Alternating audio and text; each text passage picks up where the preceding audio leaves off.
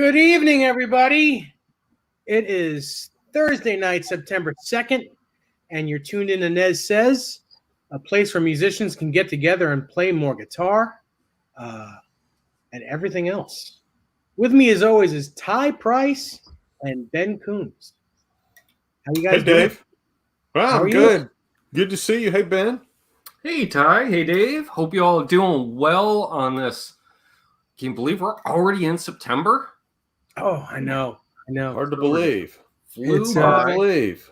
It is hard to believe. It is. Man, we got a bunch of stuff to talk about. We've heard some old dudes making new music, some less old dudes still making new music.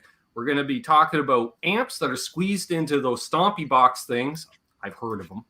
Yeah. And all kinds of cool stuff. And I did some things to this, too, we can talk about. We can talk about that. I can already, just like that, I already saw one of the things you changed. Like, zero rating on it. I was, oh, that's new. Perfect. So I'm going to do roll call because I'm looking at the call of rolls. And, you know, we've got Tim Thomas, Peter K, Guitar Man 45, Bruce Brooks, Chris Bevan, Mark Effects, Dan of New Jersey, some guy named Ty Price, likely imposter, Matthew Stewart, Thomas Santiago, Thunder Falcon. You have to say it like that. Other left, Nez Says, never heard of it. House of Twang, fellow Canuck. David Scher, he's a super cool cat. Charles 75N, Bent Tom, Fruitcake Tony, host of the Fruitcake Tony show on the Fruitcake Tony channel. Nope, that's not what it's called. You have to tune into his channel to find out what it's called. Just saying. Kurt 5150. Nice. Hopefully I didn't miss anybody. Really quick, Tony, Fruitcake Tony, as soon as we're off here, call me real quick, please, before I retire for the evening. And if you're here till the end, please give me a call. I need to speak to you. Thank you. Yeah, we're so glad all of you joined us. Bent Tom came in. It's good to see Tom. I haven't seen Tom in a minute.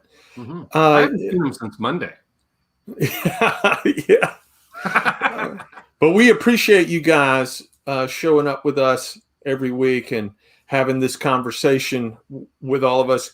I want to say something to David. I want to say something to David Scher. David, you have some really cool guitars, man. And I really enjoy seeing those pictures that you post on your social media of those guitars. You've got some real beauties in the stable, my friend. Thanks for sharing all of those. Music Therapy Live. Good to see you, man. Yeah. Hey, everybody. Frank Camerano, am I wrong or did I not see a photo on Facebook of a Les Paul that you're building with a hockey stick headstock? If that is you, which I think it is, it looks awesome. Sort of like an old man. Is it like the Explorer headstock, like Aldo Nova? That's the Aldo Nova. That's exactly Man, when I saw that Aldo Nova Les Paul as a kid, I guess the first time I saw it was probably the Fantasy video. What year is that? 82, 3? 82. Yeah, Brian Spalding probably knows Aldo Nova. Brian Spalding's probably gigged with him before. It's good to see you, Brian. I know Aldo Nova. He's from just down the road. But yeah, the first time I saw that Les Paul with that Explorer headstock, man, that was so cool. The first time I saw that, it was Rick Nielsen playing at Budokan. And I thought to myself, that is a guitar I need to own. I have never found one. And if I do, God help whoever owns it, because I'm going to get it. Yeah, they're rare. You know, the other Les Paul that I really dig, Dave, is the one with the flying V headstock where it's got the inverted V. Yeah. Sure. Yeah, it's actually the second Explorer headstock. Okay. It's called a split headstock. Mm-hmm. Right. You're right. It was on an Explorer, wasn't it? Yep. I had an Explorer with that headstock, a Carina Explorer. In fact, it was a fake. It was a Max. I had a Max Explorer split headstock. Wait a minute. As in the Max? Yes. It used to belong to what's his name from the Conan O'Brien show. What the hell's the guitar player's name? Oh. Yes, him. He's Vivino, Jimmy Vivino's. It was Jimmy Vivino's guitar. I got it. I bought it. Max built the guitar. Yes. Yep. And Wow.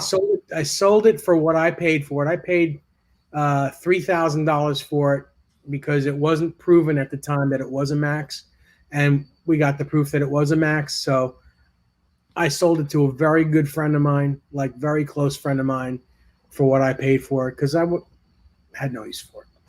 And he still owns it. And this was like, I don't know, 15 years ago, 20 years ago. Wow. He still has it. If I want it back, I'm sure I could buy it back for the same price.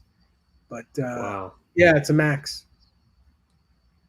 But anyway, Frank Camarano said that, yes, it is an Aldo Nova. We have 31 people watching us right now. Thank you so much, everybody. It's so cool. Let people pop in. We still have some seats available, folks. Do you know how the before we jump off of this subject, maybe Frank can share the story with us, but do you know how did that Les Paul with that Explorer headstock come to be? Do you know how that came to be? That was I don't know. Wanting a signature guitar, and that was what he wanted to do. He wanted to put an Explorer, I think, like an Explorer neck on a Les Paul body. That was my what's his name? Trogley's show on YouTube here. Yeah. I just recently saw that show. Yeah, Tom, right down front. You can go right near the PA speaker if you don't mind. Yep. Peter had a question about. He says, "Is there a reason to buy a PRS Strat?" I'm assuming you're talking about the Silver Sky. Right. I mean, a Strat is awesome. So what's the point? Well, I go through moments where I need to have a Silver Sky just because I think they're one of the coolest guitars out. And then I play both my custom shop Strats, and I say, what's the point? Peter, I will tell you that I too love Stratocasters, and my favorite Strat that I own is a custom shop. A very special roasted custom shop Stratocaster. And that's not just because you left it in the car in the summertime, right, Ty? Yeah, well, it's hot enough down here in the summertime. Sure. This is what I'm saying. But I love the Silver Sky. I think it's a terrific guitar. I think it looks like a Strat. It feels like. It feels very similar to a Strat. You're definitely playing a Strat, an S-style guitar when you're playing that. But it is a little different. It does have its own thing. I think it's pretty cool. I do not own one yet, but do plan to own one. That seems to be my thing too. There's going to come a time where I'm going to be saying to myself, you know what, I really should get one. And instead of me looking at my Strats, I'm just going to look at my wallet and say, okay, buy it now. That's what I'm going to do. I mean, it's a great guitar. My buddy Dennis had one for a while. And when he had one, I really loved it. You're able, it's a 7 1/4 radius, which is really round. Mm-hmm. And generally with that, you need high action to do any double step bending. But it felt like a large radius. But the fretwork on the Paul Reed Smith guitars are so immaculate that you can play that guitar with low action and get away with it. Yeah, it feels like like a 9.5 radius, even though it's not. Just like 7 1/4. The weird thing to me was I picked it up, and to me, it almost felt like a Les Paul radius. Like it almost felt like a 12-inch radius to me for whatever reason. But like say, it's just because they were set up so well. And I was just like, this is weird because I kept looking. I'm like, the neck feels bigger than it is. Like it's an optical illusion or whatever. I don't know how they did it, but they did. So hey, I may have said this to you guys before, but rest your hands. Rest your hands at rest, and when they're curved like this, it's resting. That's a 7.5. That's a 7 1/4 radius. So your hands are already there at rest. They're already at a 7 1/4 radius at rest, and so that's why 7 1/4 radius is so comfortable on a guitar because your hand is already when your hand is at rest, it's already that way. Yep. Hey, Dwight Bailey's here. Papa Blue's here. Of course, BV. Legend. Hey, baby. He says he has 2 Silver Skies, great guitar. Same can be said for many S types, but somehow people pick out the Silver Sky. Well, they pick out the Silver Sky because John Mayer is the signature player of it. That's pretty much why. And for those who don't know, secondary that the guitar is that good. Right. And for those who don't know, you look at the headstock, it's a reverse PRS headstock, tradition kind of. But when you put your hand right basically around the nut, and like if you're playing like an F bar, it feels exactly like a Strat based on the reverse PRS. Right. The way the 2 offshoots, I don't know. Yes, but you slide your hand down, it feels like you're hitting the headstock of a Strat, is what I'm saying. If you didn't look, you wouldn't know any better. Mm-hmm. Which is cool. I thought that was super, super cool. Yeah, it's a good idea. Oh. Very good idea. Gear Junkie 35's here. Great to see Gear Junkie 35. Yeah, it's nice to see everyone here. Yeah. Wings. Thank you, Dan. Wings. That's, I suppose the offshoots, off ramps. I don't know. Around the nut. Really now? Yeah.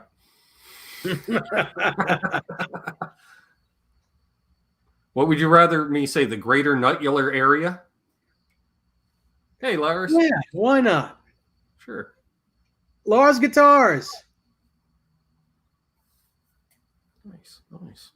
Well, we'll continue this when time. And it reminds me too. I do have a tease for some folks on here. Let's just say, due to a shipping error, Dave, I happen to have in my possession a fuzz pedal from my favorite neighborhood pedal builder that's not due out till the end of the month, but it was supposed to be shipped to someone else as an early release. And yeah, he put the wrong pedal in the wrong box, so I got it. But because we're all cool, I know the guy who got my pedal, so we both agreed we'll demo these pedals and then trade to get our own pedals back. Are you allowed to talk about the pedal that he got? Yeah, I was for some reason, I don't know, somebody, a subscriber to my channel, bought anonymously for me the LPD Cascade Reverb, which is his plate reverb pedal, which I absolutely dig.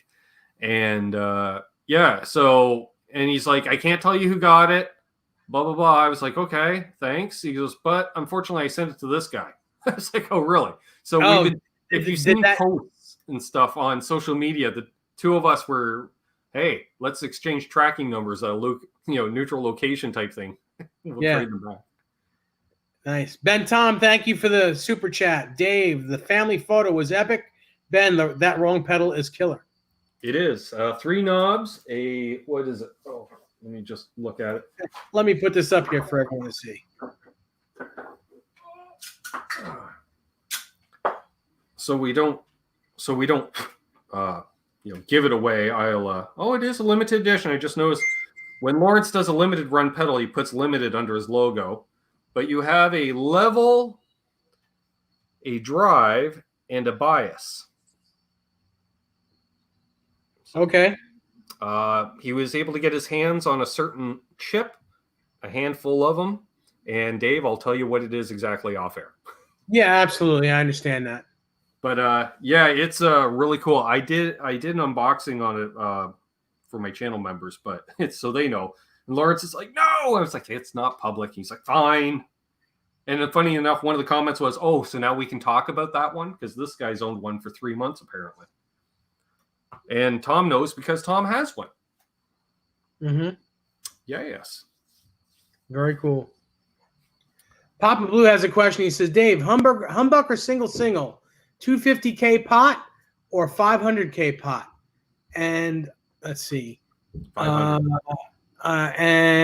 all or just volume? I'm going to say 500, and to get into specifics, because Dave will tell you why further. Yeah. You can take the off presentation. Well, yeah, for the humbucker, you need a 500K pot. the 200. Otherwise, your humbucker is going to sound really dark, right? Correct. The single coils, if they're too bright, you can always put some sort of resistor or cap on them to make them a little darker. You can also use a 300K pot, and it would work for both. That's true. But I would definitely go with a 500K. Yeah. That's what I do when I do single, or anything with a humbucker in it. That's what. I was gonna say that's why I have my Kramer, and it hasn't taken anything away from the single coils. Yeah, it's just that you don't want a 500K pot for a bridge single coil, because then it would be way too bright. But for a neck and middle pickup, you're okay. Exactly. Dual stacked. Stu Mac has them. Gear Junkie 35 says, well, that's an option if you want to get complicated and modern and improved, I guess.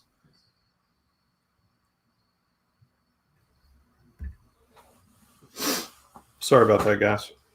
That's quite all right. Well, hang on a second. I want to jump in on that pot conversation because what kind of you want to talk volume pots? Well, but here's the thing. Like, there was I had a Super Strat that had a single humbucker in it, and I always thought it was a magical pickup because of the way it sounded, not realizing that it had a 250K pot in it. That the secret sauce to that guitar, which was an ash body guitar with a single hum. So it just darkened that hum a bit. It did, and I always thought it sounded like absolutely incredible. So when the pot went bad, and I just assumed it was a 500 and put a 500 back in it, it didn't sound the same. And I was like, what happened to my pickup? What happened to the magic of that pickup? And then it, through some reverse engineering, I figured out that it was there was the wrong pot was put in that by mistake, and it was a 250 pot. So don't be afraid to experiment, I guess is the point. So I wasn't alone in misunderstanding when Ty came in. I want to talk pot, and then the chat went wild there for a minute.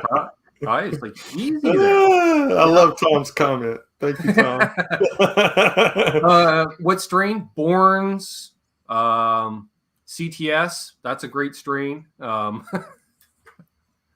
CTS, Borns. Those are the two that I would use. I don't think. You know what? DiMarzio makes a great pot as well. They really do. In fact, DiMarzio makes a lot of good stuff that's overlooked a lot. Their pots are great. Their switches are great. Yes. Their cables are great. Mm-hmm. You would think a DiMarzio cable, but you know what?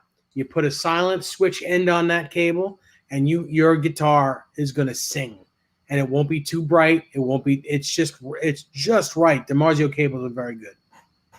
A couple of guys came in since when I had to step away for a minute. Dwight Bailey, good to see you, my friend. Gear Junkie 35, Lars Guitars, Dan of New Jersey, and BV. Good to see you, BV, and thank you so much for the track that you shared today of Bukovac and DeLeo with Trip the Witch. I've been listening to that all afternoon. Michael B's here. He says tone pot is real. It is. Kurt says my 5150 replica I made has a 250K pot with a JB, and I haven't changed it because it sounds so good. Basswood body. Yeah, man. I mean, sometimes they sound, great. I'm trying to. I think the pickup that I had in that guitar, even though I've been through a ton of JBs. In fact, I gave Dave one of the old JBs I had. Yep. Way back in the 90s. But I want to say that I might have had a Duncan. I might have had the custom in there at the time. Very nice. Oh, Tom makes a good point too. I never use a tone pot. I adjust the amp or the pedal. Listen, if you have a tone pot wired into your guitar, it does affect things. Yes. obviously. I like it. I actually like I like it. It's just another tool. If you're not if you don't use pedals like, of course, we do, it is another. It's just more sounds to your guitar. I find, for me, it's that slight adjustment on the fly if I can't make it back to my amp right away. Right. If all of a sudden, for whatever reason, your tone's on point, you start a new song and it might be in a different key, and all of a sudden, because certain frequencies will just be more pronounced, especially if you play with mids, and all of a sudden you're like, whoa, that's a little bright. So, you can just back off the tone just a bit, especially if you're in single coil territory. Bruce Brooks says he has over 20 guitars, but no Gibsons. Thinking of pulling the trigger on a 2016 LP tribute, but concerned that the 50s rounded profile neck may be too fat, as he loves his Fender and PRS profiles. Any opinions? That 50s profile isn't going to be as fat as you think. It's certainly not going to be as fat as most of the custom shop 59 or 58 Les Pauls from the recent past. I think starting around 2014, Gibson really started getting their neck shapes more correct. Before that, it was like what would you say, Dave? A medium thickness neck was their 50s neck, and then they would do that flat spot in the back, what they call their 60s slim taper, where really it's the 50s neck, and they just flatten off that little bit. Correct. But I think if you're getting something from 2016, it's not going to be as fat as you think, and it's certainly going to be beefier because it's a little bit more meat than a 60. Although personally, I love the sound of I love a 60 profile neck. I have basically all of them, but I'm very comfortable with that 60. I'm comfortable with the 59 as well. At some point, and I don't know how well you play or how long you've been playing, but you said you have 20 guitars, so I would imagine you've been playing for a while. There will come a time where you will be able to go from one guitar to another, and all it takes is for the drummer to count 4, and you'll be used to that neck. It'll come in time. Get what you get. If the price is right on that guitar, it's going to be a good guitar. I mean, the tribute guitars are very good. It's American made. It's a nice entry. It's not an entry level guitar, but it's a nice entry level to Gibson. So I'm not poo-pooing it. It's a great guitar, but it is like Gibson's entry level for a USA Gibson. Yeah. If you don't have any and you don't know how you'd like it, great guitar to get, and you'll fall in love with it. Trust me. I'm going to offer you a very subjective point of view about. I'm a heavy Gibson user. Well, that's why I wanted you to go third, Ty. Use lots of Gibsons. Right on this. I've got several Les Pauls. My personal opinion, and everybody's different, and some people are just smarter than I am and more in tune with their instruments than I am and everything else. But my personal opinion is that too much is made of a 50s rounded profile and a 59 custom shop profile and a 60 slim taper profile. They're all different, but the difference for me is in the margins. And I don't know that it warrants the in-depth conversation that so many players want to have around the neck shape. Mm-hmm. When I pick up a Les Paul, if it feels like a Les Paul, it feels right, Yeah. And for me, it is all. And I'm saying this from the vantage point that the most important part of the playing experience for me is the neck. And I think that the Gibson necks are all so great.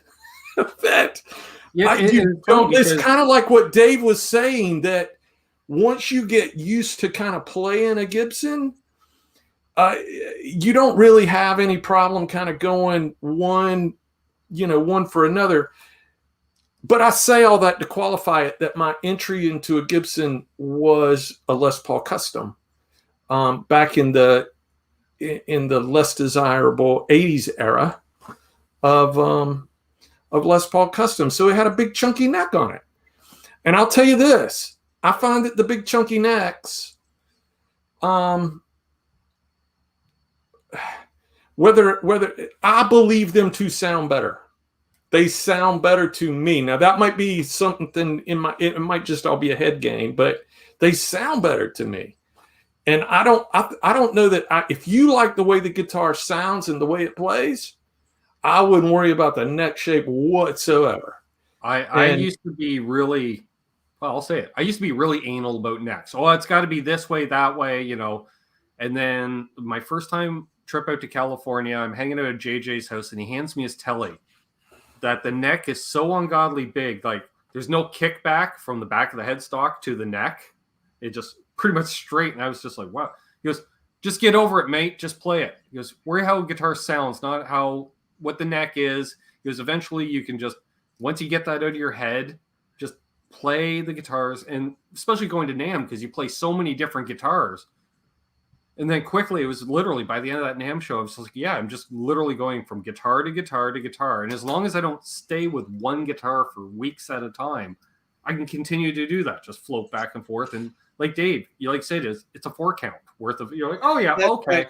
See, I think Dan hits the nail on the head. It takes longer to adjust with the string spacing between scale lengths of Gibson and Fender than it does neck profile. Yeah, definitely. Yeah. That's just my 2 cents.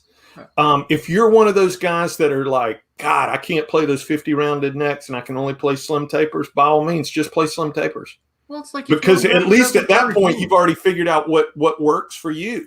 Yeah. Well, it's like owning half a dozen pair of jeans. None of them, they don't all fit the exact same, but they're all jeans. You're like, yeah, they all fit. It's just some are just a little different than others.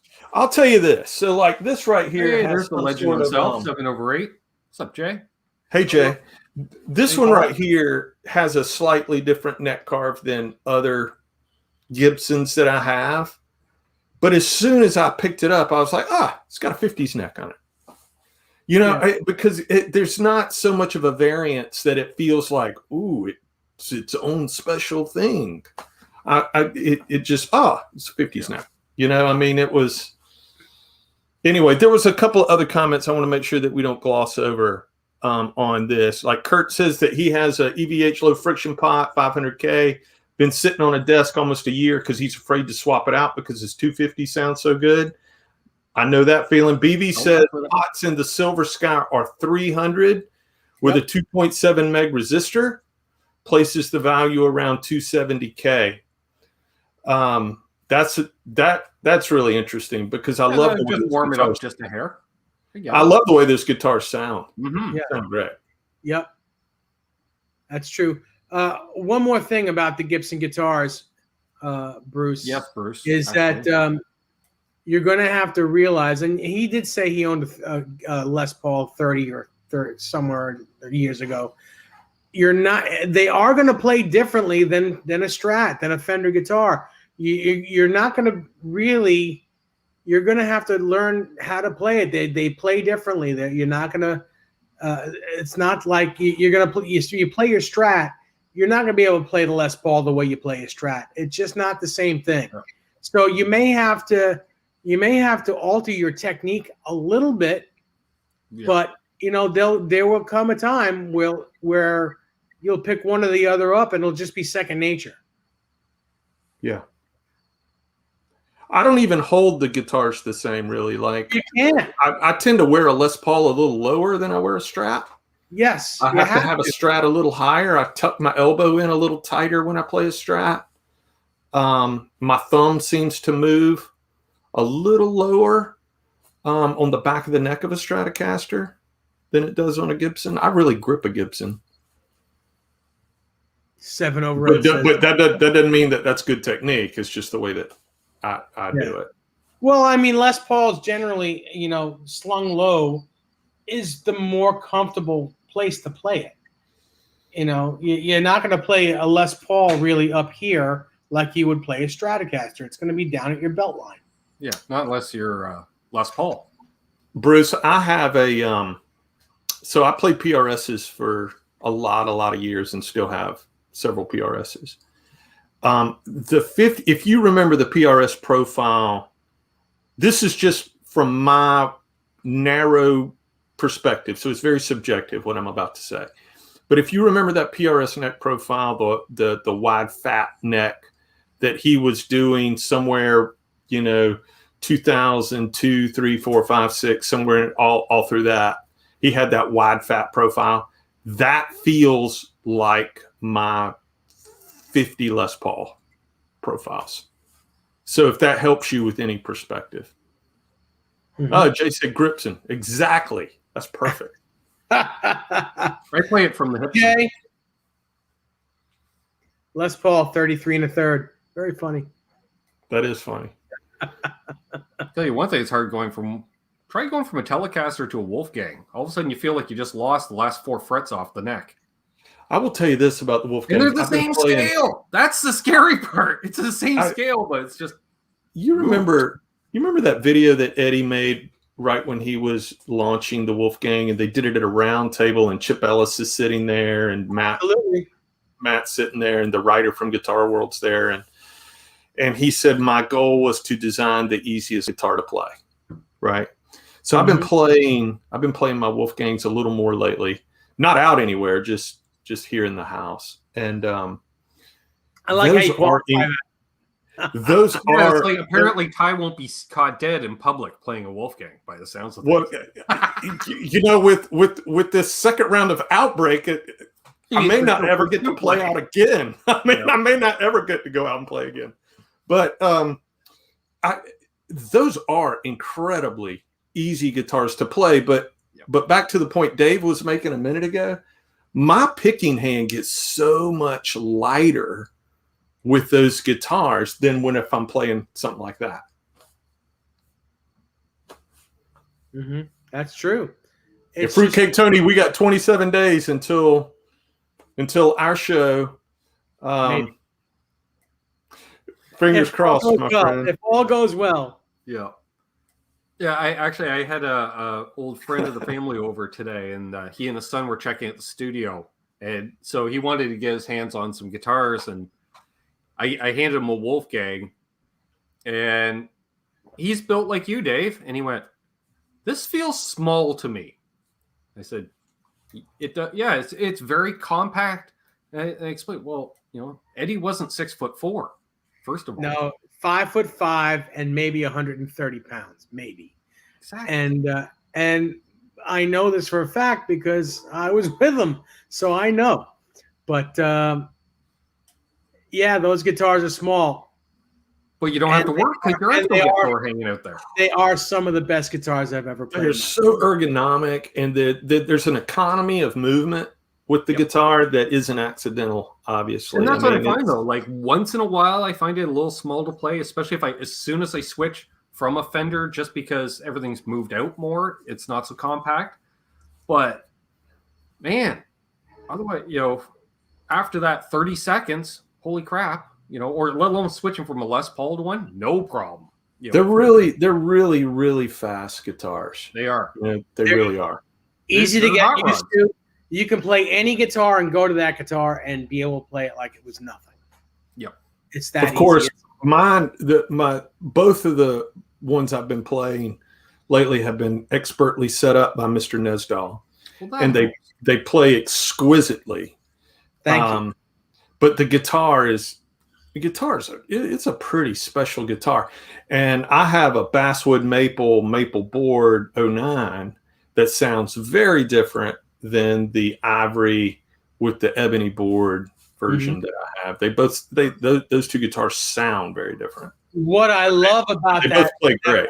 What I love about that 09 is in the middle position of that particular guitar, it's got that Peter Green sound because something is out of phase. Well, he's got that neck pickup reversed, right?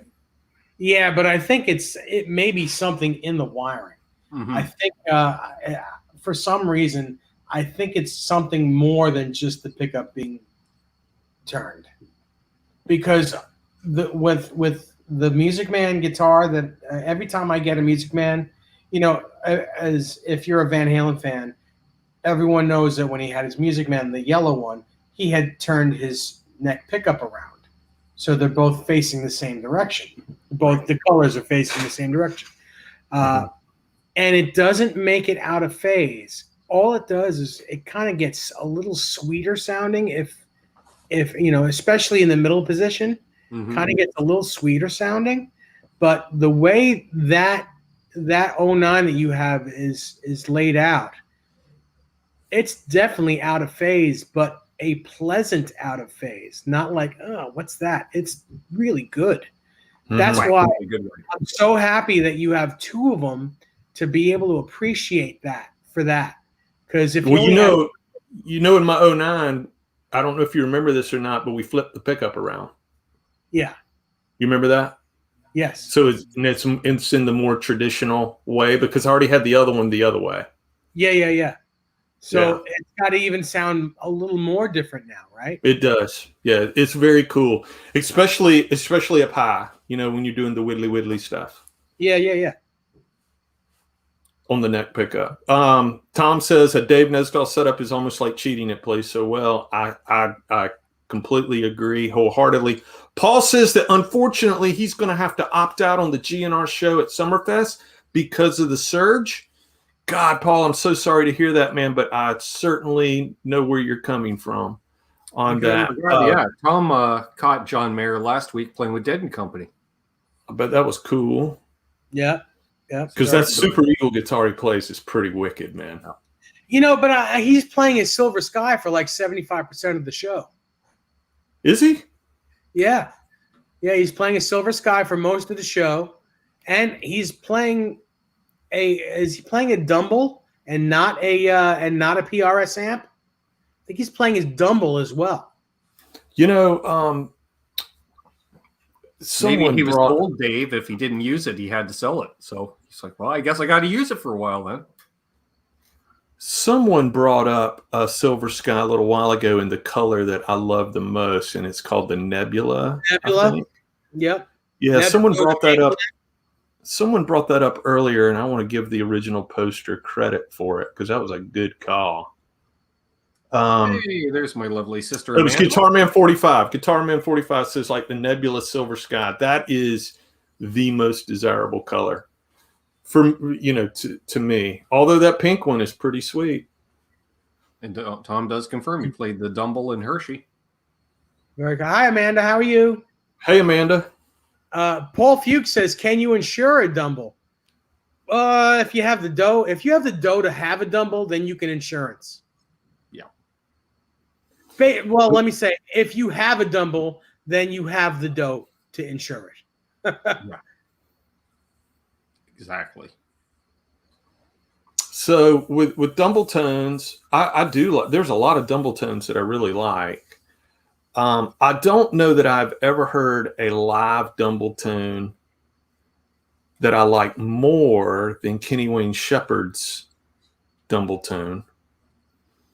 I don't know what Dumble model he uses, but his Strat, his old 61-2 Strat, whatever that is, with a King of Tone pedal and a Dumble is glorious. So in 2008, I was lucky enough to go to Nashville and play at Summer Jam at Gibson at the Custom Shop. They had that. So on the stage was a Dumble Overdrive Special, and I was in the house band.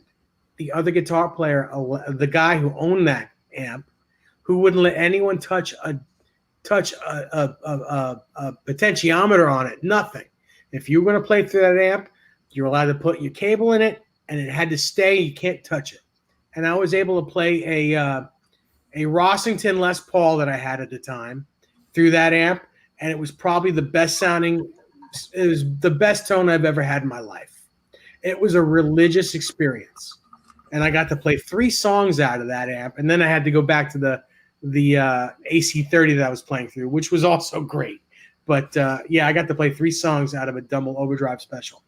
Very cool. I saw a Dumble that's really cool. When I was lucky enough, I stopped in at Carter's in Nashville, and they had one Dumble there in stock, and I asked if I could try it out, and he laughed, and I laughed, and we walked away. Yep. Which one was it, Ben? I can't remember now. It looked very Fendery. I remember that much. Like, I think it was a rebadged Fender, even. Like, it was early. Bruce is absolutely right. Supposedly the Dumbles are built to the player specifically. Yeah, I heard that he's big on like it's like a tailor. Like, what kind of music do you play? What are you looking to get out of it? What do you need? And I've even heard stories where he'll stand there with the player while he fine tunes the amp while the player plays. Nice. But I've also heard, several amp makers that do that. I know that Dave Friedman has done that. Sure.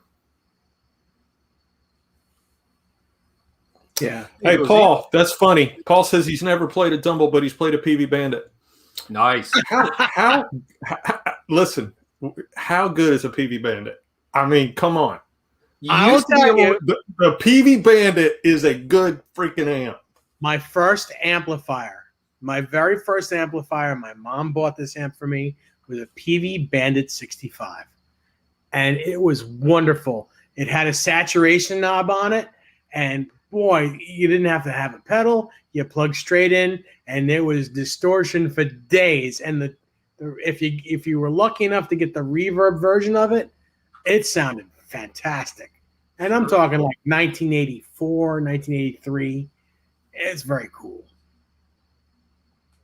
When's the pedal builder going to bring in the Bandit in a box pedal? That's what I want to know. Where's the Bandit in a box pedal? Charles 75N says he loves his Bandit 65. I don't doubt it.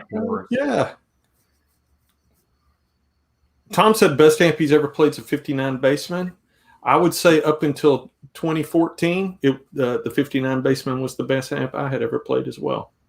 Yeah, they're great. And Well Strung Guitars has a 59 that's almost in immaculate condition.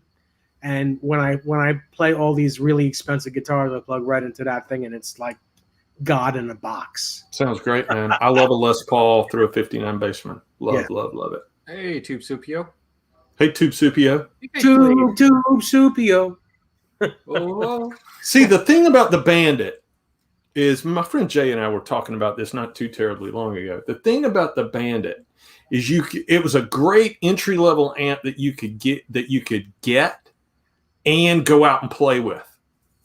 You know? It was loud enough. Yeah, absolutely. See, BB confirms that Howard Dumble used to tailor the amp to the player knowing how they sounded. Player themselves did not have too much. They didn't have to sit in with it too much. So this is why I love BB's knowledge about all of these things. Yeah, I want to have. Also brings in the clean channel of the Bandit took pedals well. Yeah, because PV built a solid state amp that could still take pedals.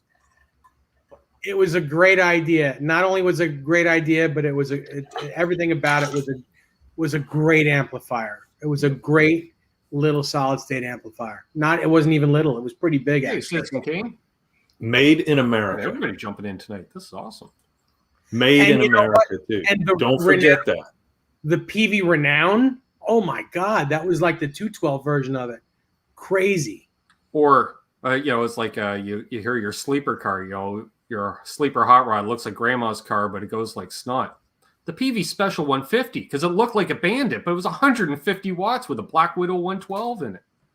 Those things were just loud and heavy sounding. Yeah. Couldn't believe it.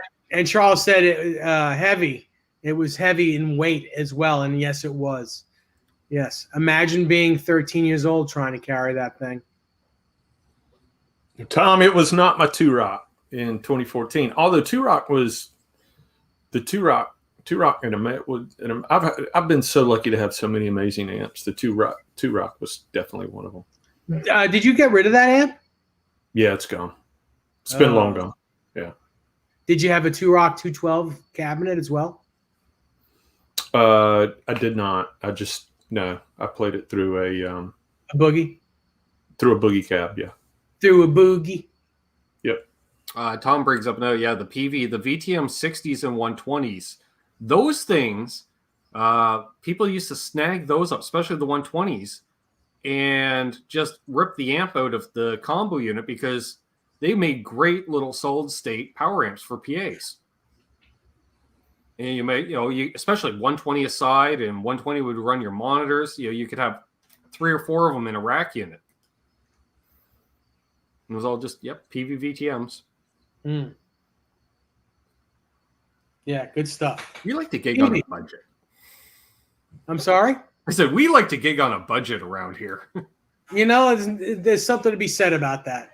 Yep. I used to have my nose way up in the air, and I kind of still do. But you know what? Those little amps, those less expensive amps, there are some really good stuff. Sure. I was telling Dave, I've been so turned on by what Fender is doing now with a lot of the reissue deluxe reverbs and pro reverbs and that type of thing. I would love to. I'm not sure what I would do with it. I'm not sure where it would go with me. I'm not sure what gig I'd play them on. So I'm kind of set, but I do love those amplifiers. It was like I was saying to Dave off air. I got to check out a really cool music store last Saturday. Video on my channel, and our friend Absolute Mayhem was. He drove up and we're hanging out, and he's like, "So, any good amps in here?" He says over to me. I said, "Yeah, look down to your right. Half a dozen Silverface Twins with the little leg stand kickbacks and everything." Mm-hmm. And it was such a cool store because half the guitars weren't even set up. Some of the amps just had a piece of masking tape on it, just says like needs power tubes. Another one said needs all tubes. Another one just said fine. Nothing had a description. Nothing had a price in the store. You had to ask for everything. And I was just it's a good way to be. It's a good way to be. It gets you involved. Just a guy working on a bass at the counter, one-man operation type thing.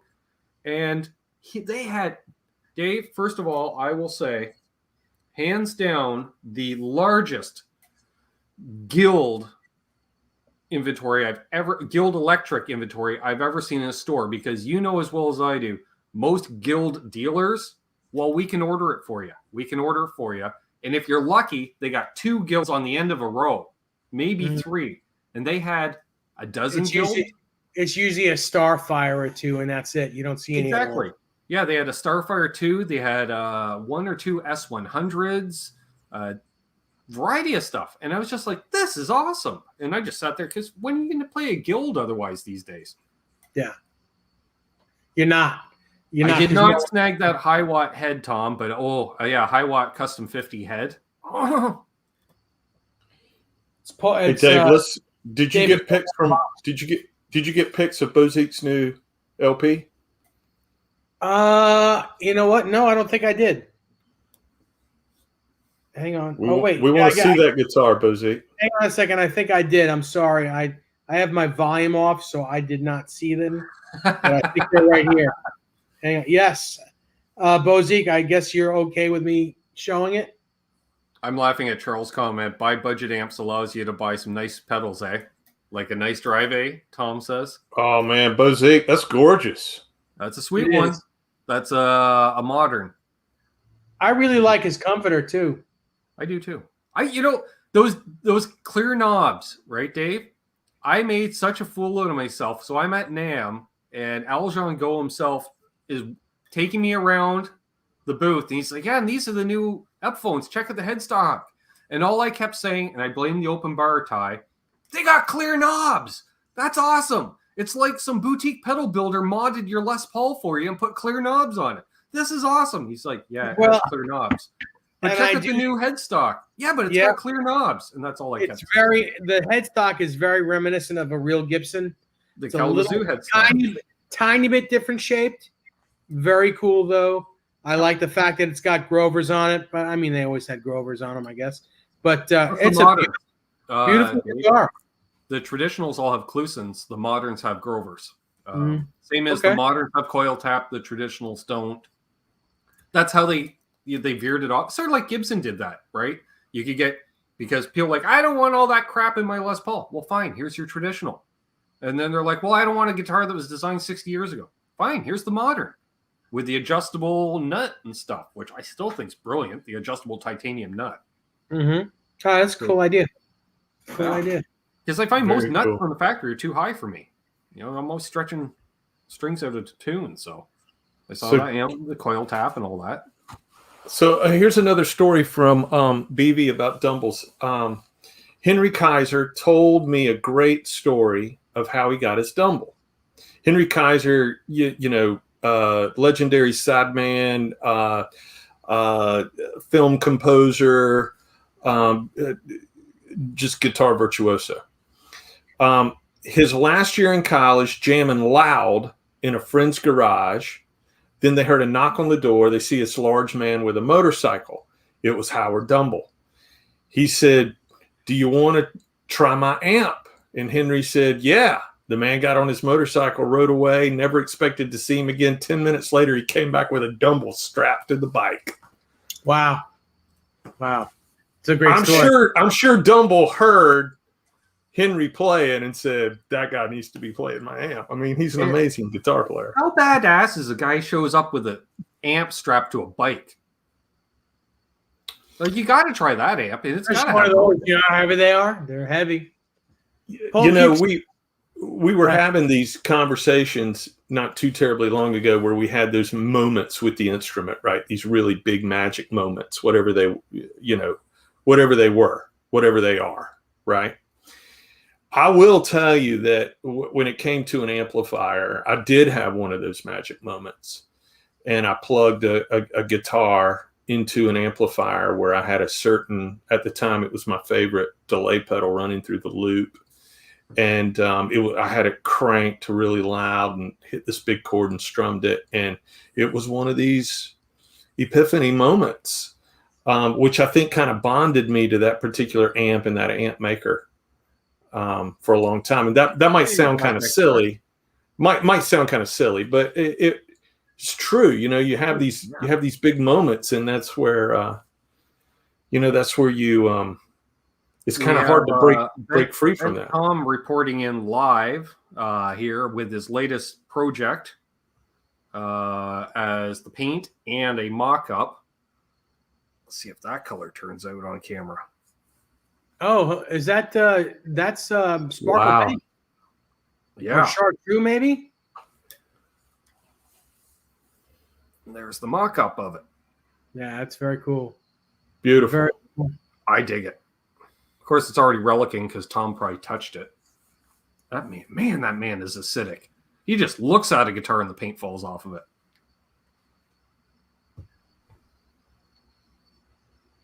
Very cool. BB's asking if anyone's listening to Bernie Marsden's new tribute album to Freddie, Albert, and BB called Kings, second in a series called Chess, will be out in November.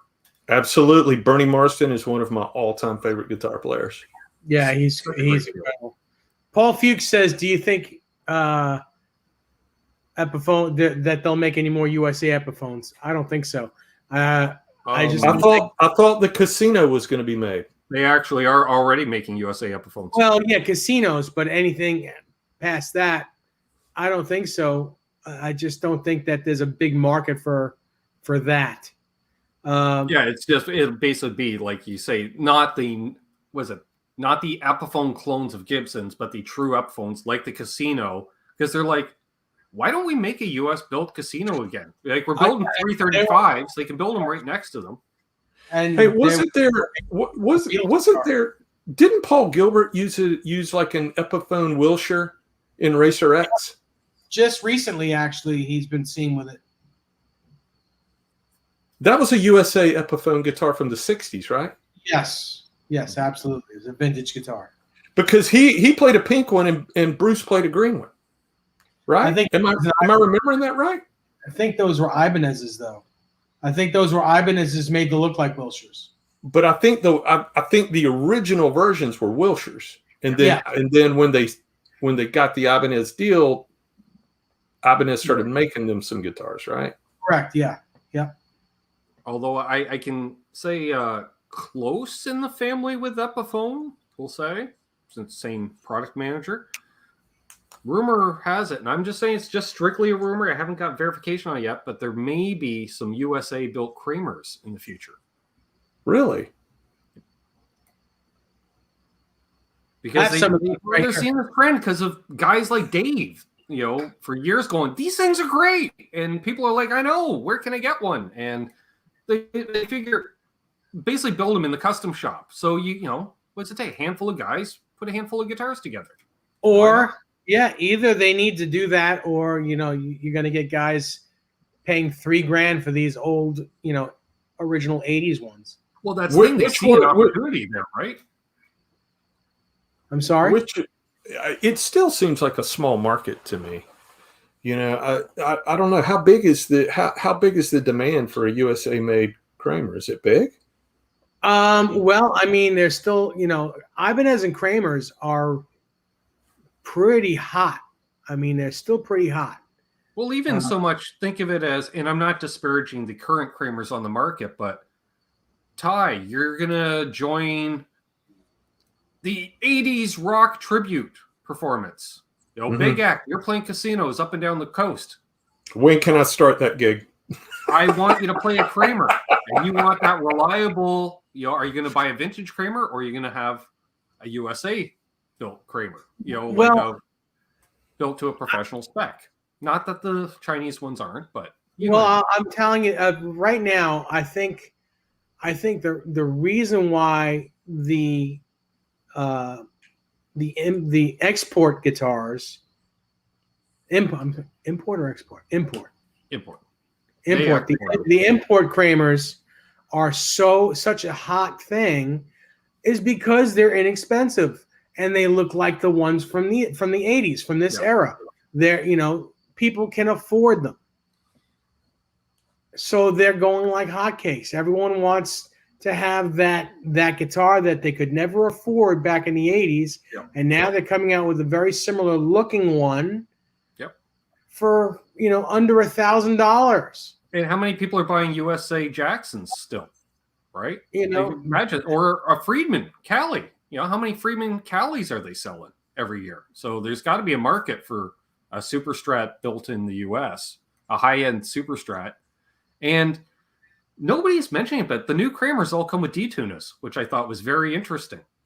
Considering that's outside the family, Dave. Like, you understand EVH is coming with them, because D-tuna and EVH both, Eddie own portions of both companies.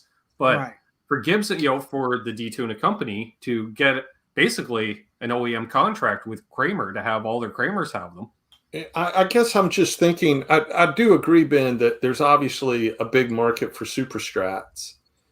I'm just thinking specifically, I don't know, I'm asking the question, like, does the Kramer brand still have the cachet to sell at a $3,000 price point when you could at the same, but at the same time you could get a Sir, or you could get an Anderson, or you could get a Cali, or you could get.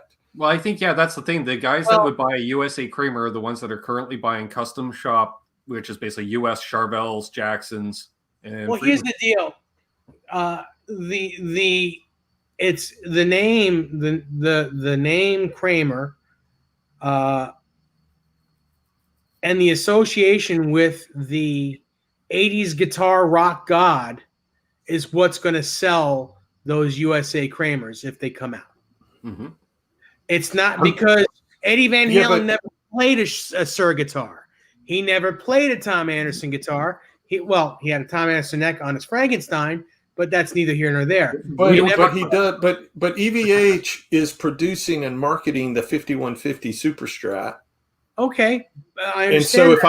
And so if Ben hired me for his 80s gig to play in casinos, that would probably be my go-to pick. Yeah, but for a stage guitar. Vivian Campbell played at Night Swan. You had Andy Timmons played a Proax or a Sustainer. Yep. All these guys from the 80s played. They've moved on and are now playing Jacksons and Ibanez. Kramers.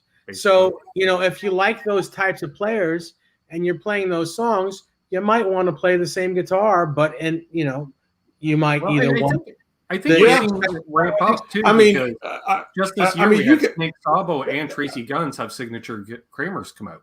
yeah, I mean, you want can to have a higher version. You're making a great case for it, and Bozique agrees with you that while all those guitars are great, they don't have the nostalgia factor. I mean, all of that's valid. I think the fact that Bozique and I agree on something we should be eating cake over this. That's awesome. I love it. Finally. Yeah. And Bruce says they do make high-end Super Strats in the USA. They're called Fender Custom Shop.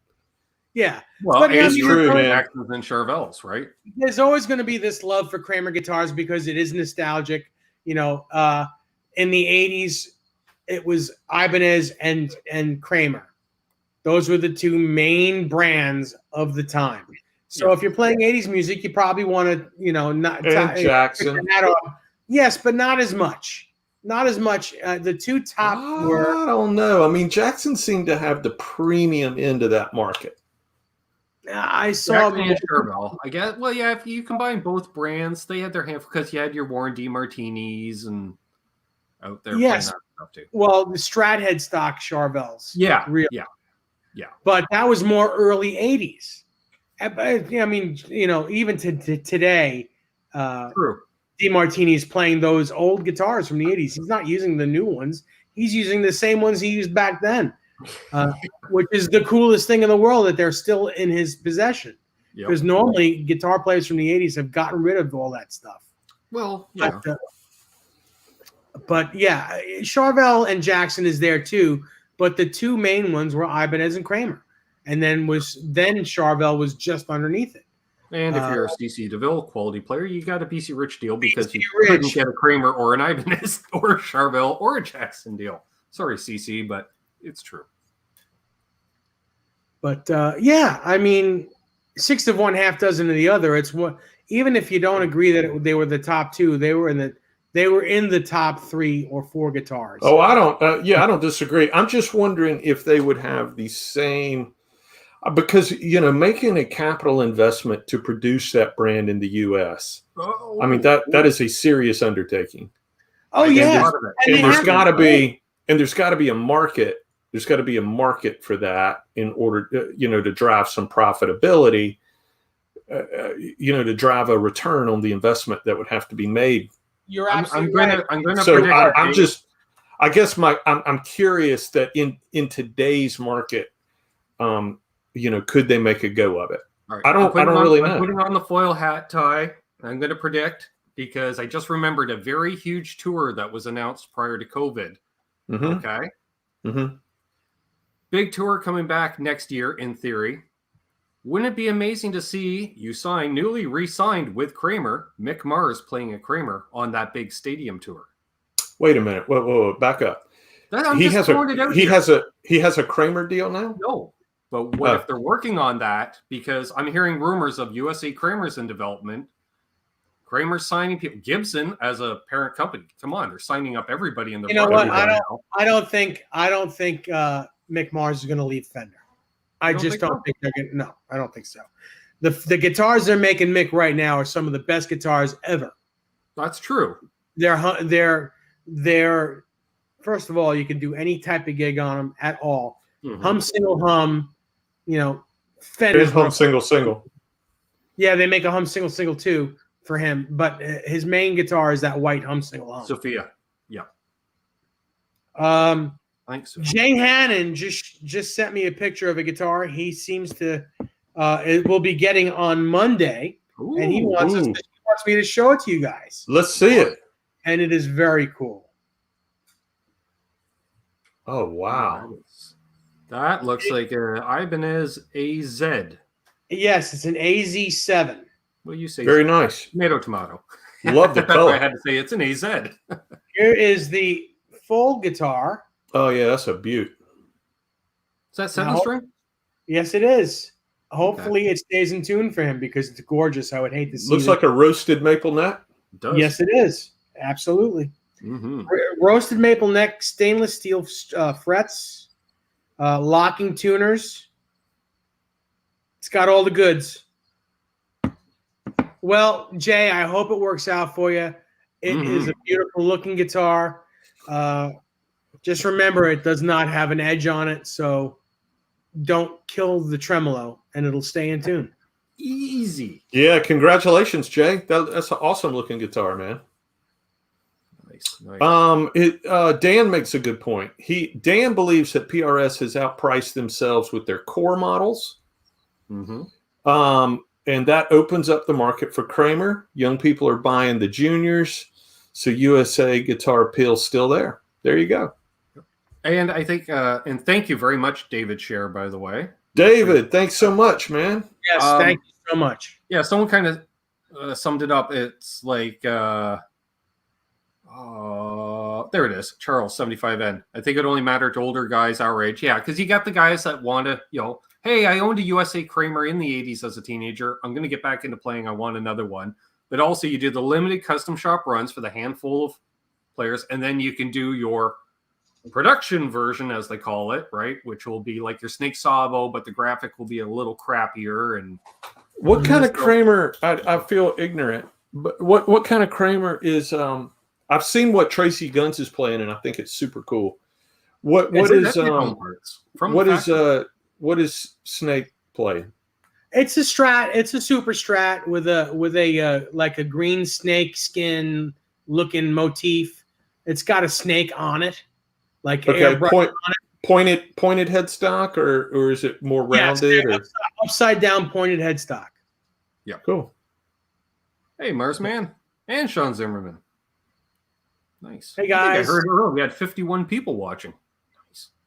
Yeah, that's cool. So yeah, I think the state of guitar is in pretty good hands these days. I think everything that is slated to come out, it's just good. It's good. It's getting stronger and stronger. And yes, the rumor of the Kramer American stuff, it's more than we've had in a long time. Yeah, nothing substantiated, but I've heard it from a couple of people just throwing it out there. So I figure, why not me be number 3? Hey, Jimmy Carr. That's Jimmy cool. Carr. Hey, Jimmy Carr. Jimmy Carr, how's your Purple Music Man? Nice. Let's see. Rumblings. No. All right, so let's shift gears a little bit and let's talk about a couple pedals. Let's. I recently, and I don't have these pedals yet, I recently heard these two pedals on YouTube, and one of the companies is from Lawrence Petros, which is a friend of Ben's and a great company. It is the 74, which is basically a metal panel plexi and a JMP amp Marshall in a box, and it, in my opinion, is the holy grail of that style Marshall. I need to get one ASAP. And the other pedal is this. I forgot the name of the company, but it's a PAL 800. Pedal Pal Effects. That's it. It is the one with two switches on it, so it's the on-off and a boost. It is the absolute best Marshall JCM 800 I've ever heard. Which I really need to get one because I also have a JCM 800 in a box off camera that I love, and I want to AB them so bad. Well, I got to tell you, I owned one in the early 2000s, and I gigged with it with a 412, and it was the best amp. One of the best heads I've ever had was this particular 800. It was a 2-input, not a 4-input. No master volume. It was just straight volume. So it was screaming loud. I only used it for outdoor gigs, really. And it was the best sounding Marshall I had ever heard. And this pedal, if it sounds anything like the videos that I've seen on it on YouTube, there is no better Marshall sound I've ever heard. For that style Marshall, for an 800. And The 74 has made it onto a couple of boards. I know there's a couple touring musicians using the 74 for their tone. And sometimes the 87 as well, which is, who mentioned they love the 87? Who was that? Was it Bozique? yes, Bozique said he wants the 87 and I have the 87 Deluxe. So if you just think of this as, we'll just cover half of it.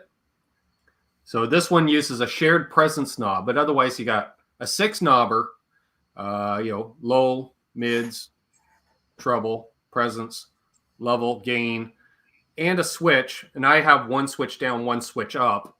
That way I use one side as the green channel, one's the red. The green is your JCM 800.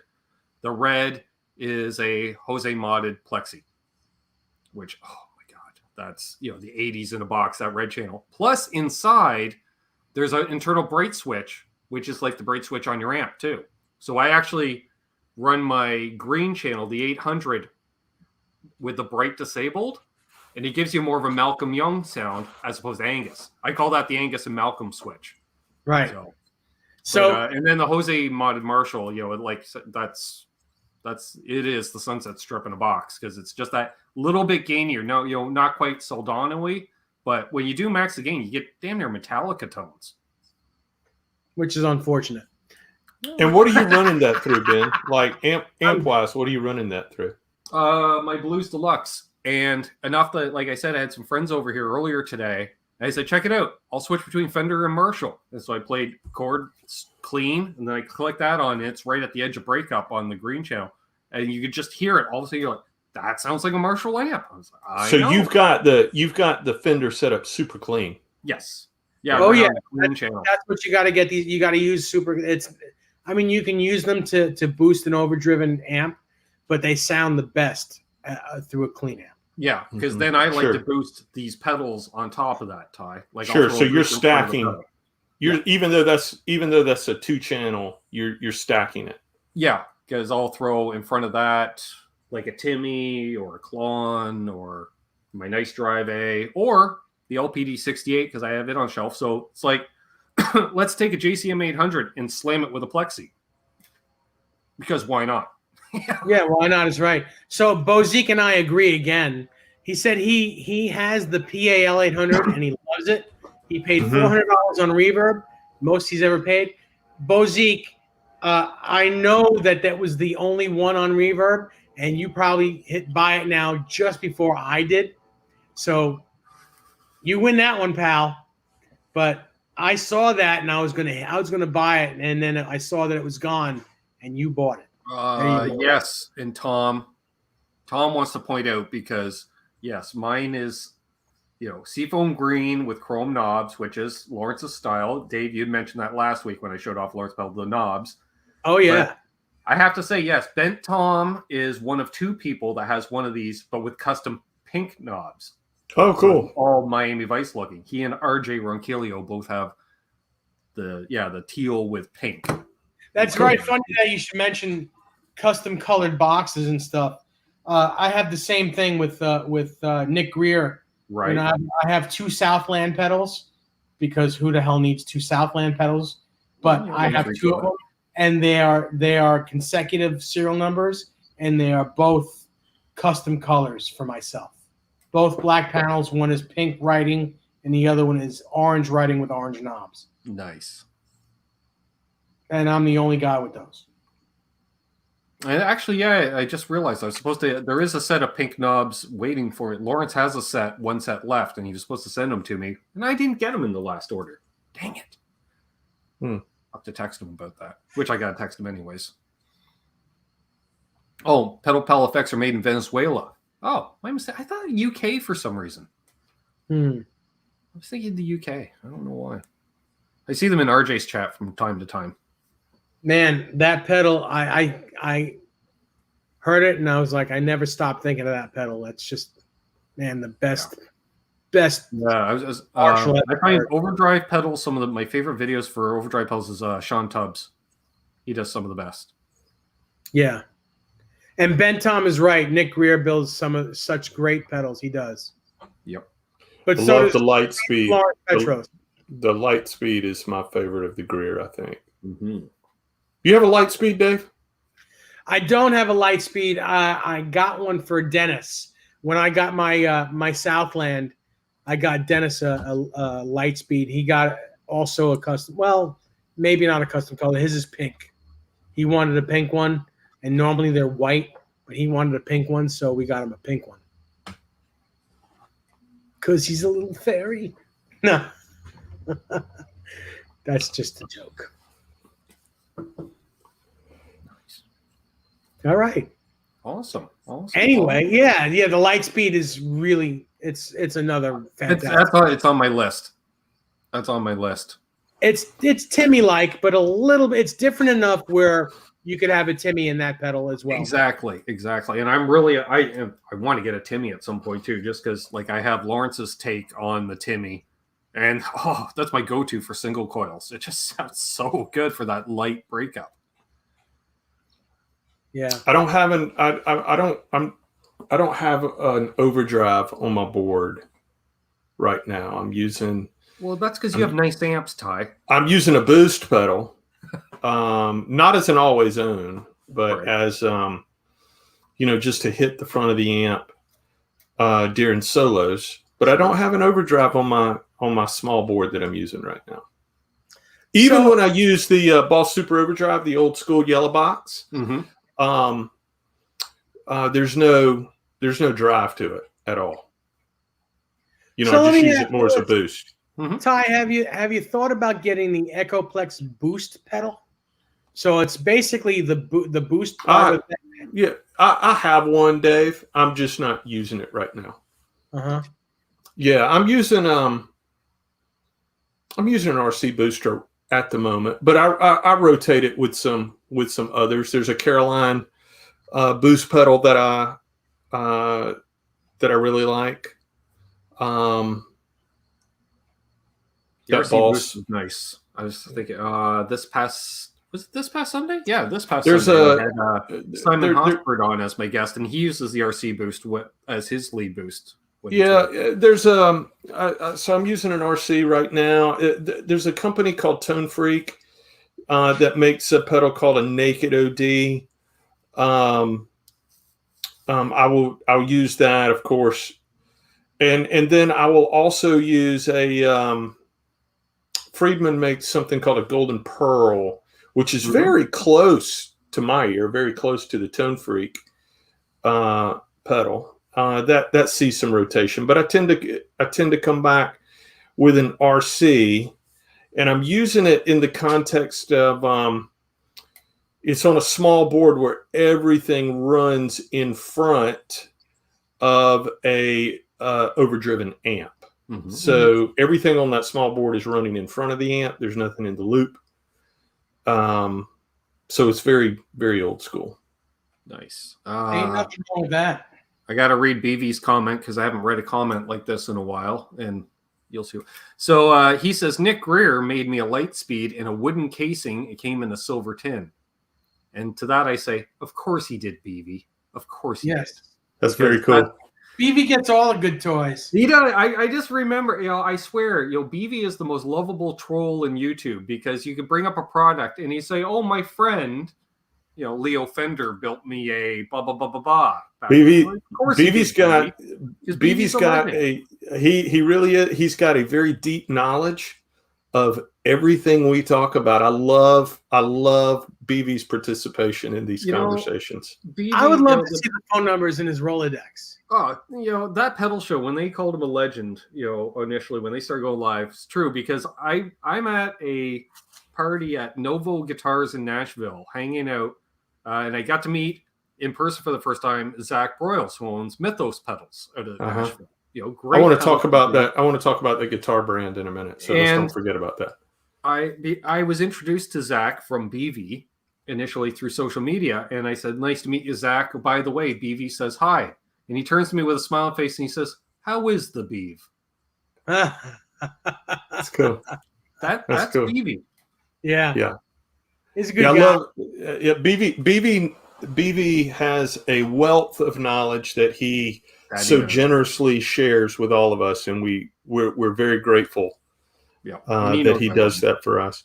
Guitar Man 45 is waiting on an FM9. We haven't talked about that yet. Nope.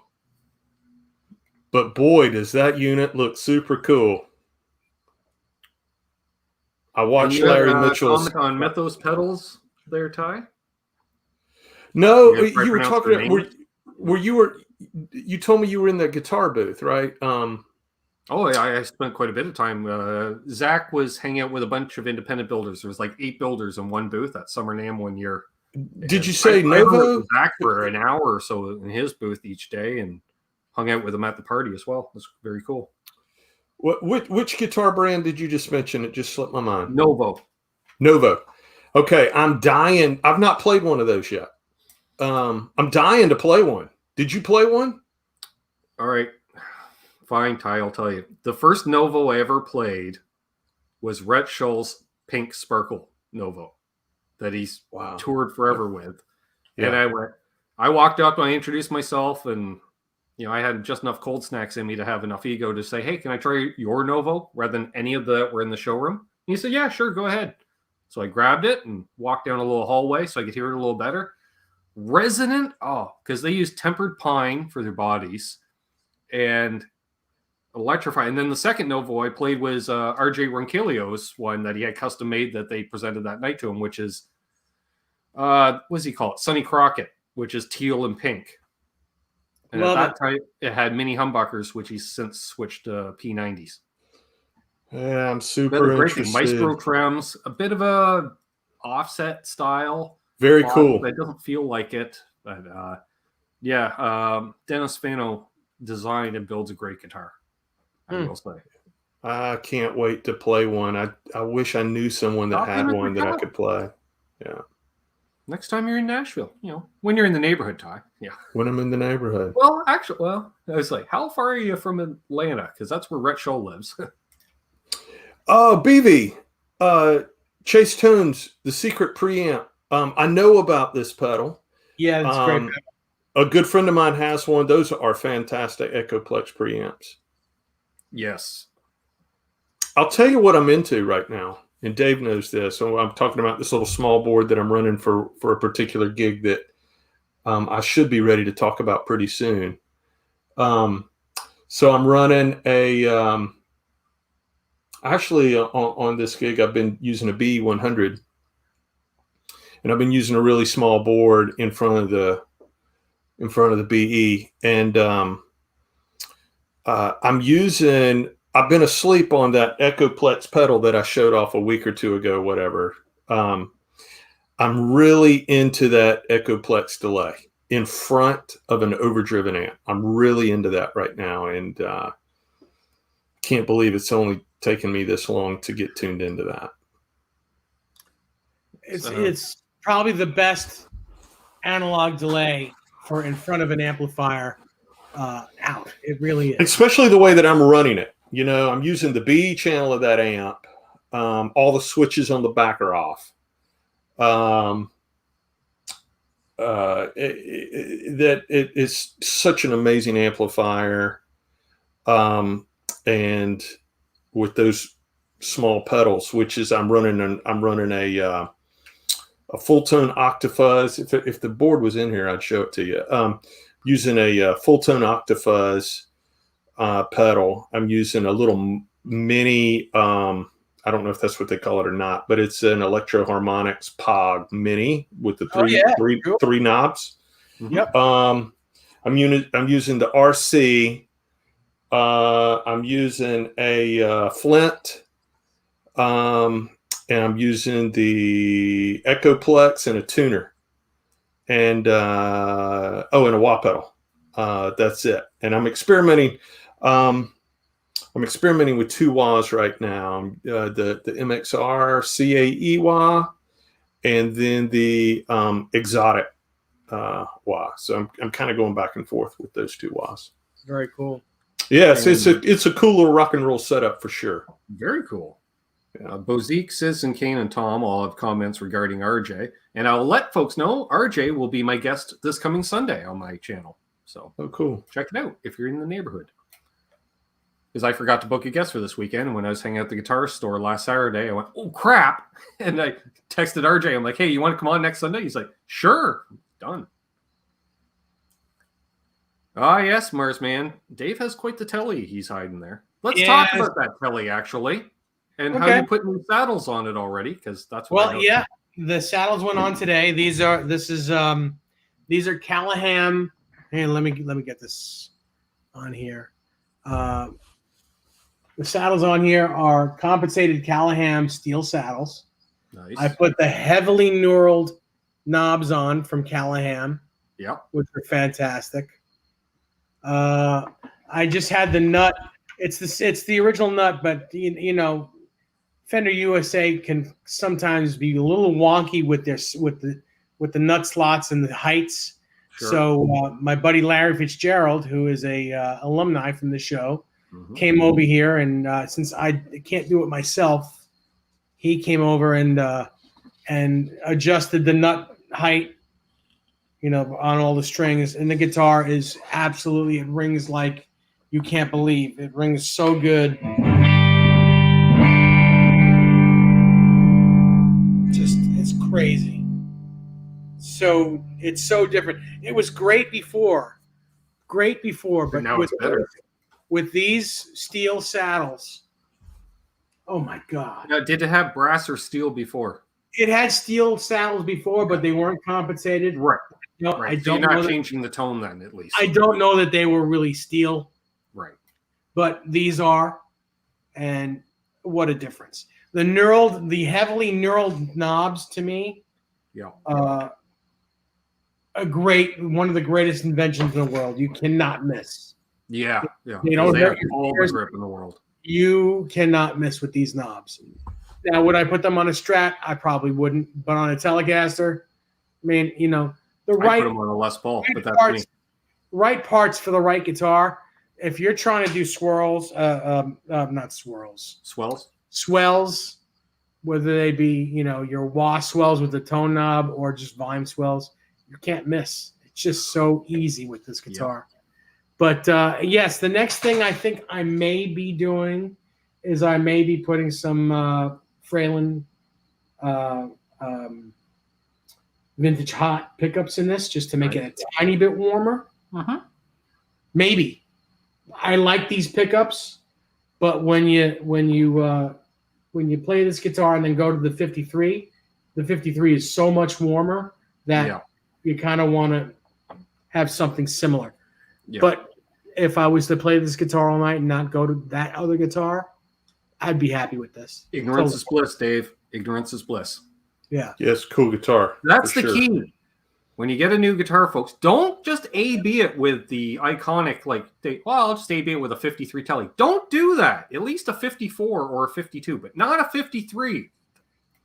You know, that's like, you don't buy a Les Paul and go, well, let me just pick up a 59 and try it. No. Stop. But, I mean, I don't know if it relates over the computer, but, man, can you hear that? There's sustain. It's still going. It's still going. The body is even now still going. It's crazy. This guitar is because it's a USA built. Did they route it for a humbucker in the neck by default? No, they didn't. Sweet. Okay. Because it's got the single coil route and the other route here. Right. That's what I was wondering, because now basically all the Chinese, all the Mexicans, they route for a humbucker by default.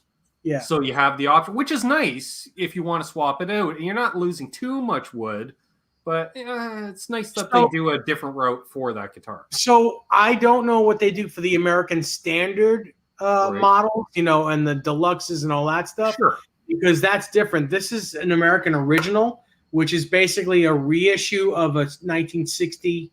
You know, they do reissues of the original 50s and 60s guitars, which is what this is. So all the routes are the way it would be in the 50s. Basically, it's period correct. Everything is period correct. And I dig that. That's one thing, you know, I don't really, you know, slim neck over fat neck, whatever the guitar was in the particular year it was made is how I want my reissue to be. Exactly. So, it just, if it's supposed to be a reissue of something that came out in the 50s, make it like the guitar in the 50s. Exactly. Same Not goes a reissue. with the Otherwise, it's a tribute. Yes. Not a reissue. Correct. Yes. And Marston's asking what the body material is. It is alder, yes. Alder. Nice. Yeah, it's just. Citizen Kane's having an issue because the more he watches us, the more his wallet gets thinner. Well, that happens. All right. See you, Terry. Have a good night, buddy. Good night, Terry. Thanks for hanging, buddy.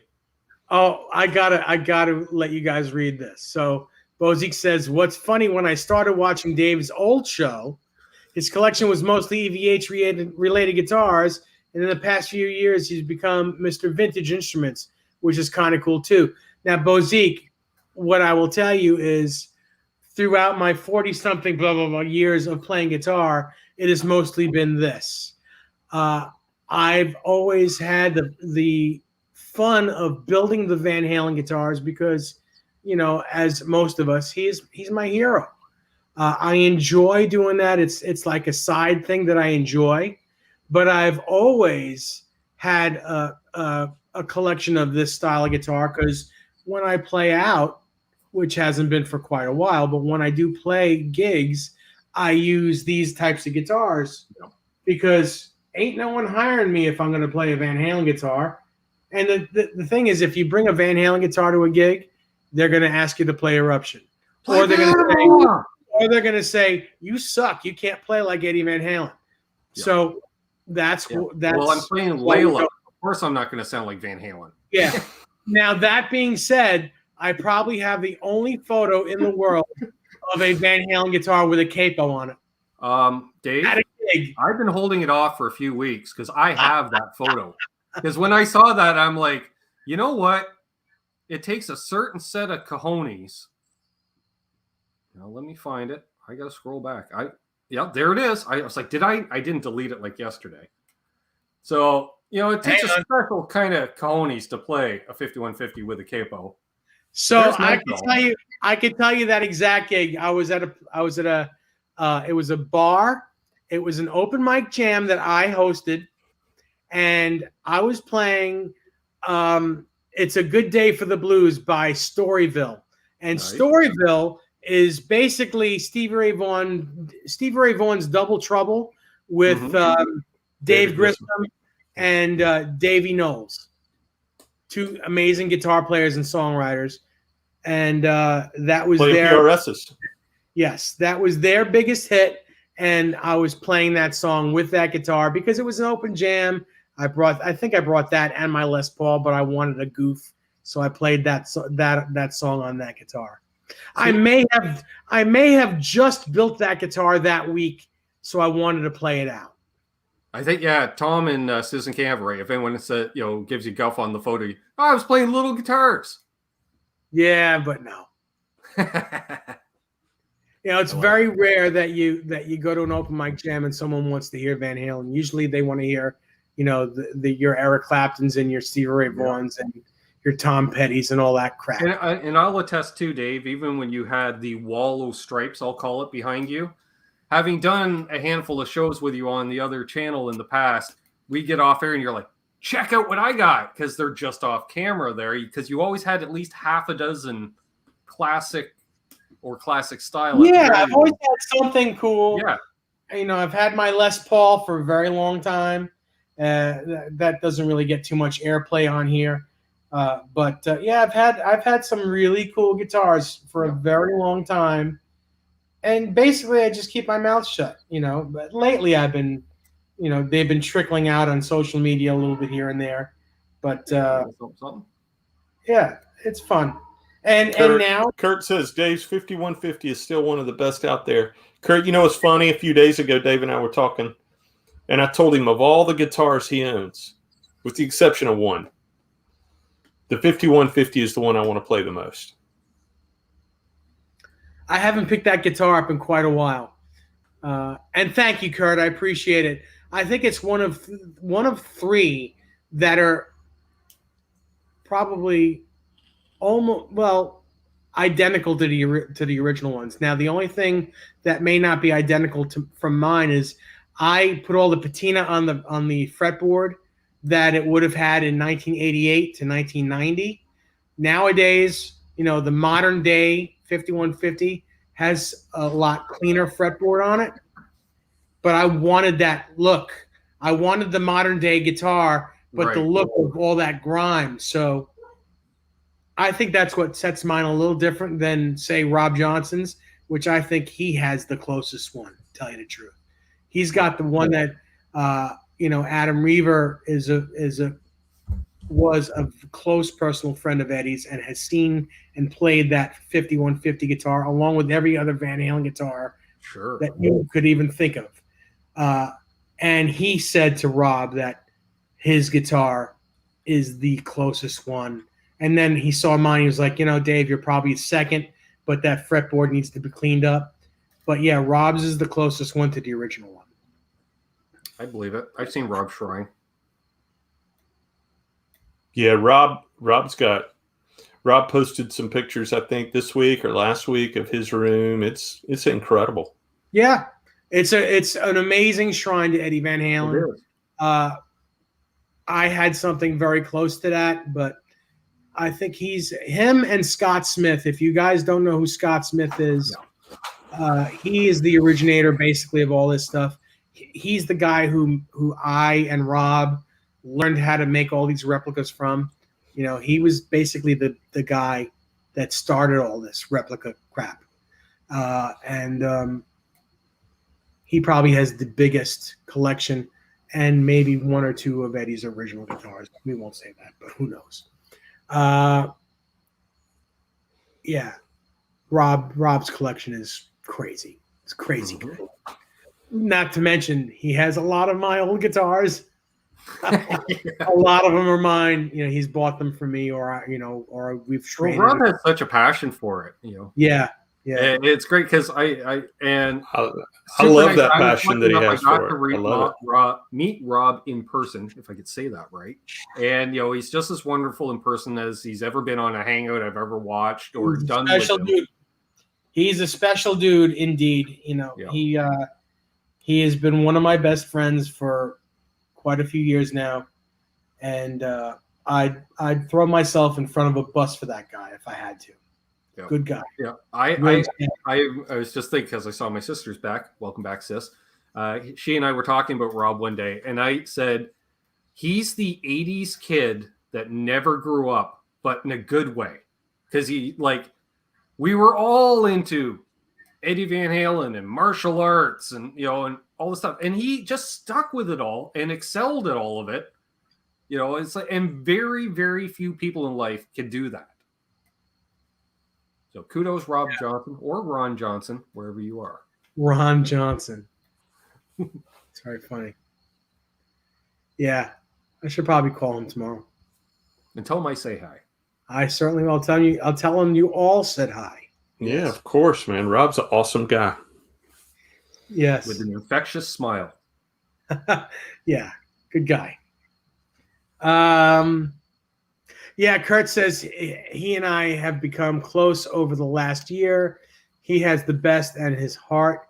He is the best and his heart is as big as his collection. And that is the truth. Absolutely. Yep. And I agree with Amanda. He's got an energy I wouldn't mind bottling and marketing. First of all, that guy is in the most amazing shape, and you don't want to mess with him. I've seen him do a martial arts kick over a couple of lawn chairs. He's incredible. His martial arts technique is ridiculous. You don't want to screw with that guy, but he's as dangerous as he is as nice as he is. It's cool. Yep, it's so true. I think I ran into him for the first time at the FU Tone booth. Ironically. Oh, really? Yeah. And all I heard, Ben! I turn around and there's that Rob Johnson smile, and I'm just like, bring it in. Mm-hmm. Good guy. All right, enough on Rob. Enough on Rob. So, what else do we have to talk about here? It's 9:45. Do we have anything else we want to discuss? I think we've just about covered this week's edition. New Iron Maiden comes out tomorrow for all you metalheads. That's correct. That's absolutely right. New Iron Maiden, sounding good as ever. That band is not really aging. They're still just Man, the guitar playing in that band, I just, the first time I ever heard Maiden was Peace of Mind, and Flight of Icarus was probably the first Maiden song I ever heard. And then, it just goes on from there. And the thing that I love about Maiden, so many things I love about Maiden, but there's so much precision in the music itself, but it's very melodic. It's very rhythmic and it's very melodic. A lot of I love the harmony guitar stuff. And here's the thing. Here's the thing. 3 lead guitar players that know how to stay out of each other's way. Right. Make it sound amazing. And look, I don't know if you guys have ever, geeked out enough to go and listen to a lot of the live isolated guitar tracks. So whether you're listening to Dave's part, Adrian's parts, or Yannick's parts, and they're all incredible players. Mm-hmm. Yeah. Any one of those guys could be the lead guitar player of any of their own band and be like gods. But get the 3 of them together, and they know how to play along with each other. Yep. It's ridiculous how good they are. It's it's like one of the best rhythm sections. It's like without a doubt. Downing, same thing. It's like those guys. Yep. They they play amazing off of each other. And Steve Harris and Nico McBain, drums and bass, just locked in. Nico, I didn't get to see it, but Nico was walking around Cosmo Music one year when I was there for the music fest. He was putting on some clinics, and he did his clinic, and then he came out onto the showroom, and then he put on another clinic, and it was very impressive. So the Writing on the Wall is the song that's been released right now. There's a 6-minute animated movie that Bruce Dickinson did, that he concepted, he developed, and he had executed to go along with that song.